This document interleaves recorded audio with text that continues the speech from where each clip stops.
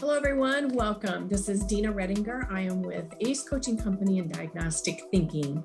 My passion is to help women around the world to accelerate their careers and make sure that they get out of their way and don't stay stuck getting the results that they deserve and they want.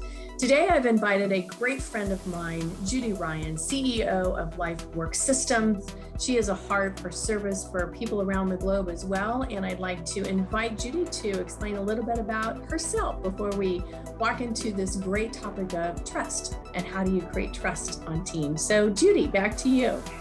Dina, every day, I'm so grateful for your friendship, and I'm really excited to be talking about this topic. Because for 20 years, we've been working with organizations of every kind to help people have the right conditions and conversations, which many call culture, in which they can actually expand into their potential. So we help organizations do that across the whole workforce. It's moving into the most progressive, most successful companies at this time. And one of the main things that we see over and over again is this non-collaboration, right? There's a lot of companies in transition right now. We see a lot of companies taking on new leadership, new restructuring. And I certainly want to keep this conversation focused on one particular topic today, and that's around trust. So I'd like to get your input around, how do people gain trust within teams?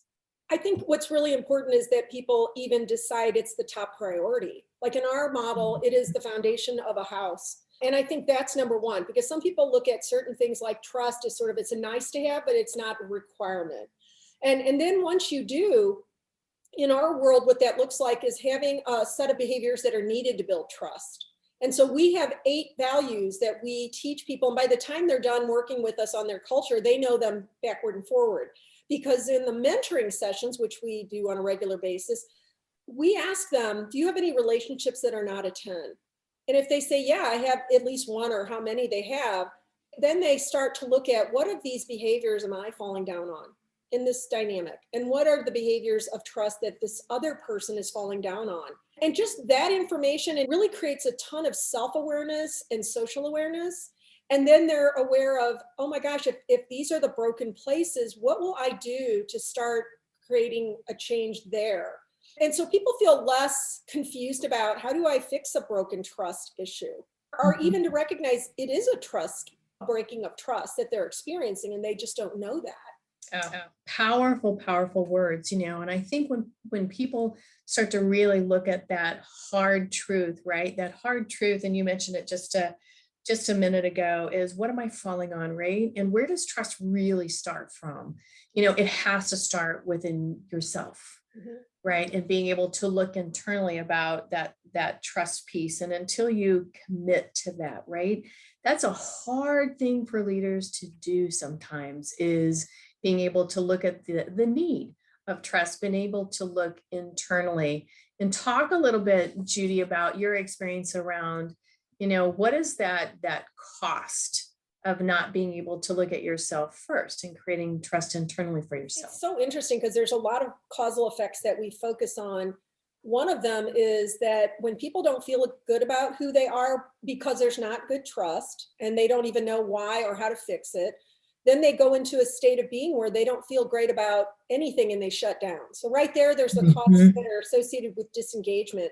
And according to Gallup, between the radically disengaged, which they call actively disengaged, and the disengaged, it's around 70% of the people in any given sort of typical workplace. And that cost is a combination of costs from both of those groups, is somewhere around, at minimum, $260,000 for every 100 people.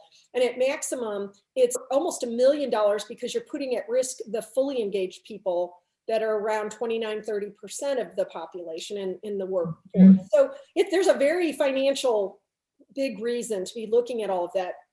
But I would say what's hard about trust for people everywhere, whether it's in the workplace or anywhere, is that we don't realize that we have to create a dynamic with people where we're not all about telling them where they're wrong and you're right, and so when we start finding differences with people, we tend to do that.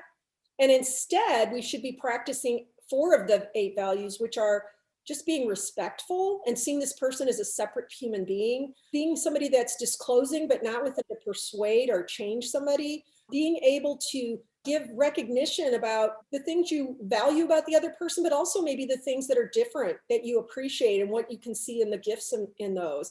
Also being really, truly receptive. Most of us are listening and saying, well, yeah, but. So if we would spend more time there, which people think, well, that's kind of passive. No solutions are being offered in that 4 behaviors. That's right. But you're also creating that trust in those 4 behaviors. And until you do that, you're not going to be able to influence the other 4 behaviors of trust. Great. Very powerful. I want to go back to a couple of things that I heard you say, right? Trust is not finding the right or wrong in situations. That's such a powerful place. And I do this a lot with my diagnostic thinking groups, really small groups of women that come together that find themselves in a situation where they feel themselves, as I spoke to, feeling a little stuck, right? And really being able to create that environment of trust. And it's really kind of that code of conduct that we do in the very beginning that talks about withholding judgments. It's trying on the shoes of the other person. It's not persuading somebody to do something. And I think you and I've talked about this a lot, Judy, which I really appreciate, right? It's not trying to fix somebody. It's not trying to heal somebody. It's not trying to change somebody. It's trying to be open and be present for somebody so that you can ask some of these curious questions, and I think trust and curiosity go hand in hand a lot of times, right? And unless you're curious enough, not only for yourself, but curious enough for others, also is a foundation of trust. And I want to go back to something that I think is a part of that as well. Give me a little insight about empathy.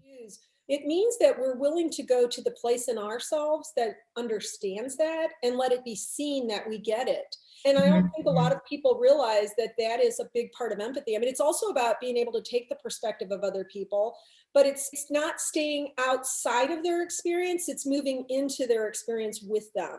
And so I think a lot of people are afraid if I move into your experience, I'm going to be polluted by it, or it means I condone it or something. It doesn't. It just means that you're willing to go down to the level of what's happening, and they feel that presence, and it's healing. It's really healing to be that way with people. And yet most leaders have been taught, be invulnerable, having all the answers, don't get too personally involved. I mean, all of those things are now in the process of being dismantled in a lot of organizations because they're old school and they don't work, and they probably never really worked without a lot of really bad consequences. It's so uncomfortable, right? And it's true for everyone. Anytime we have to look at ourselves first, it's very uncomfortable. It was uncomfortable for me throughout my career, right?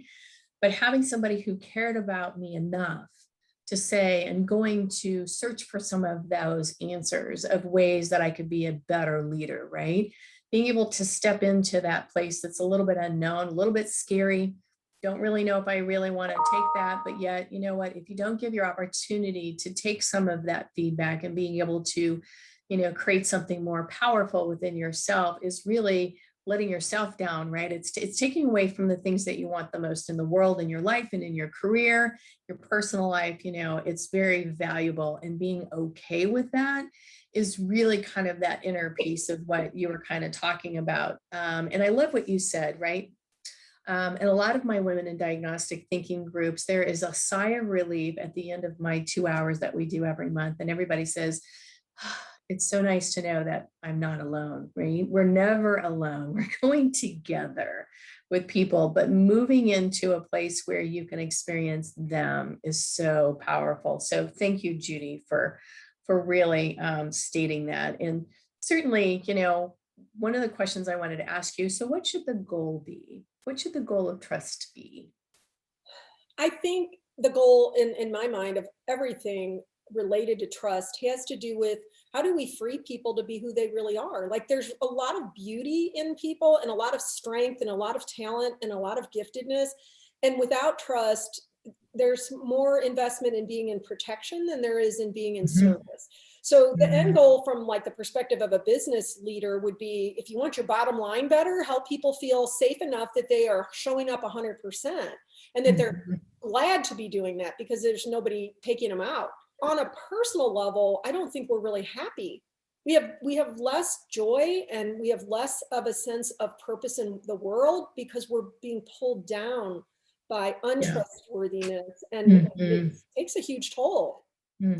Yeah, that's extremely valuable. Thank you for what you're saying, allowing people to be who they are And one of the things that we both share in team optimization, right? There's the top down approach, which is great. We've got to see the mission and the vision. But when you have that bottom up groundswell where you're hearing people from where they are, you're freeing people to let them be who they are. They can show up 100%. And I always have a lot of discussions with women leaders and women and leaders all over the world around how can I optimize my team? Well, if you don't have any trust in you there, it's really going to be hard to get some of that bottom swell coming up because you're trying to focus on this top-down approach. And I see this a lot with mergers and acquisitions, right? Where we get to the point where we're at close day and now all of a sudden you need to perform, right? And we know that those next 90 days, 90% of companies fail because they can't get just this one slice right. And if you can get some of that baseline trust in place first and know that people are valued for what they bring to the table, then you're no longer babysitting people. You don't have to worry about your numbers or your performance because you're trusting the team to do it because they trust you as a leader. Well, and it frees up the top executives to focus more of their attention on what's the next growth strategy for the business instead of feeling like they have to police people or they feel overly burdened because there's not an equal responsibility for what's happening. So I couldn't agree with you more that when you trust the authority figures and they trust you and that's communicated well, it's a whole different kind of company. And it's people always talk about strategic alignment. We talk about the alignment of, the KPIs and back to that initial emotional piece.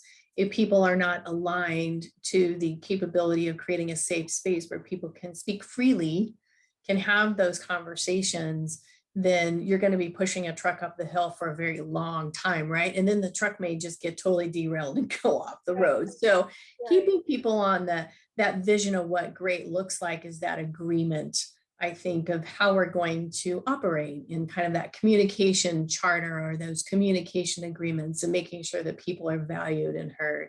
When I think about the importance of trusting ourselves in order to build trust, when we work with companies on every person defining their purpose, values, and visions and their goals, procedures, and roles, which is called our blueprint process, a lot of times even the higher level management or even the top managers and the employees, they really kind of freak out at that because there's a high level of visibility of who we are and a high willingness to see the nobility in us and to not feel braggadocious about it. And it's that whole thing of our deepest fear is not that we're inadequate. Our deepest fear is that we're powerful beyond measure. And we just had so much pushback in the month that we would bring that because I think putting your stake in the ground for who you are requires a lot of vulnerability and trust.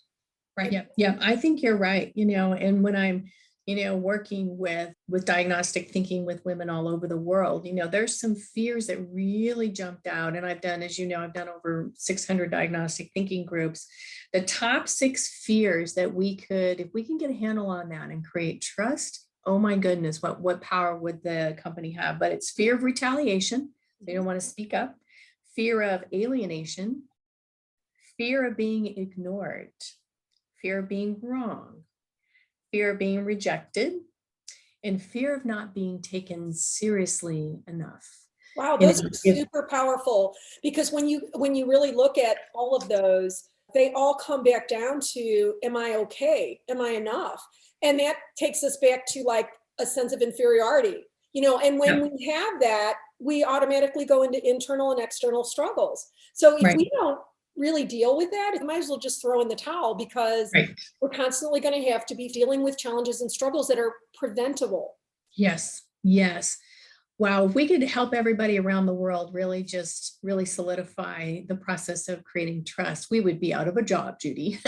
A couple of things that we've taken out of this role today is really that trust is a foundation that everybody has to have to feel successful. It starts with us first, and we have to realize, that it is our commitment to create trust in knowing that without that, we are not going to allow people to feel their greatest and give their best contribution at work. And certainly, Judy, I would love to hear your final words as we close out today. One of our bylines is bring curiosity and compassion and you can't lose. So if you can just remember that about other people and even about your own failings, that in itself is a good practice. So hopefully our listeners will take that piece too. I love that. Well, certainly know that Judy and I'd love for you to message us. Let us know if this was impactful for you today. And we all wish you well and take care, and signing off.